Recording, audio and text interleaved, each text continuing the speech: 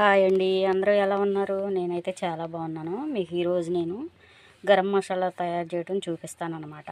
మనకి ఇంట్లో చేసుకున్న మసాలా చాలా బాగుంటుంది అనమాట.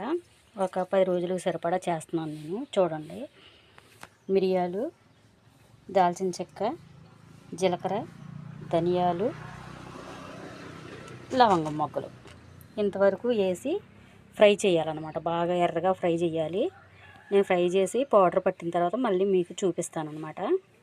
ఇప్పుడు ఇందులో కొబ్బరి వేయాలన్నమాట. వెండి కొబ్బరి ఉంటుంది కదా, అది వేయాలి. ఎందుకంటే మనం మిరియాలు అవి వేసాం కదా, ఆ మిరియాల ఘాటు మనకి చికెన్కి స్మెల్ రాకుండా మిరియాల ఘాటు కొంచెం తగ్గడానికి ఇలా ఎండు కొబ్బరి కొంచెం వేయించుకోండి అనమాట. ఇందులోనే ఒక ఎల్లిపాయ వేసుకుంటే ఏంటంటే చాలా బాగుంటుంది అనమాట. టేస్ట్ కూడా బాగుంటుంది. అసలు 15-20 రోజులు ఉంటుంది కానీ అసలు చెడిపోదన్నమాట.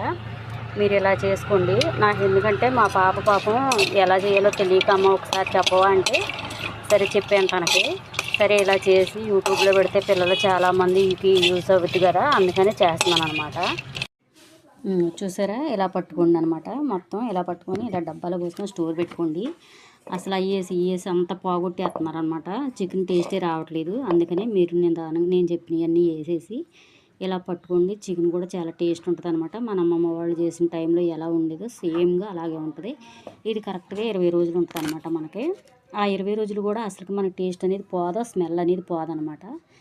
ఎలా ఉందో మీకు నచ్చిందా? నచ్చితే లైక్ చేసి, షేర్ చేసి, కామెంట్ పెట్టండి, సబ్స్క్రైబ్ చేయండి ప్లీజ్ అండి. బాయ్.